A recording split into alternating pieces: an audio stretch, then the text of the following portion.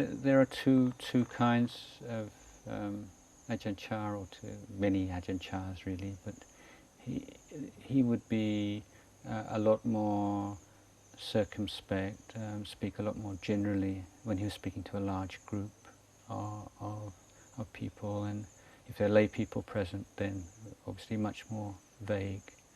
Speaking with monks, then maybe talk about things more specific to monks' life, and maybe relate things a little bit more detail. But if he was speaking to monks like one-on-one and privately, then he would open up a lot more. And he was generally of the opinion that it's not a good idea to be teaching very profound subjects to people who haven't reached that level in their practice, and that it just brings up a lot of maybe craving and desire to become, to experience, and bring a lot of expectation into practice and restlessness. And that he would see what someone has achieved in their practice, and then would speak on that level to them. So again, I mentioned just now that a large amount of the information we have is from recorded Dhamma talks and just little anecdotes, or even just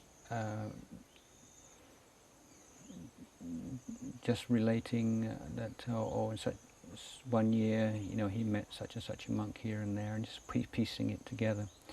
But the recorded talks we have are themselves just a small slice of all the Dhamma talks that he gave over the years. I mean, he was the abbot of Wat Pah Pong for 25 and more years, and giving Dhamma talks on a very regular basis. But the ones that we have tapes or records of just cover a period of about 2 or 3 years, towards the very end of his teaching career. There are a few older tapes, but the majority of the ones that we have are right at the end of his teaching life.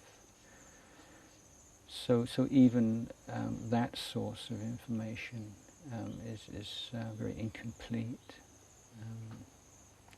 So it's really hard to say. I mean, things that he might have talked about in earlier years, and maybe after a while, I know leading a monastic community, after a while, you've told all your stories, and everybody knows, your history back to front, and is a bit embarrassed about telling the same thing over and over again to people you live with. It's a bit different if you meet people you've never met before and they're interested. But so I think those kinds of personal anecdotes, of which he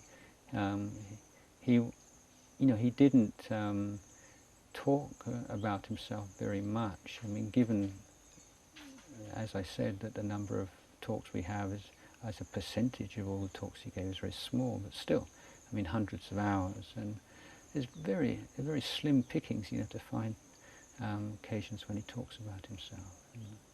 Of course, that is the Buddhist style, not to make Dhamma presentations to kind of self-referencing, and you want to be talking about the Dhamma rather than me and my practice of the Dhamma.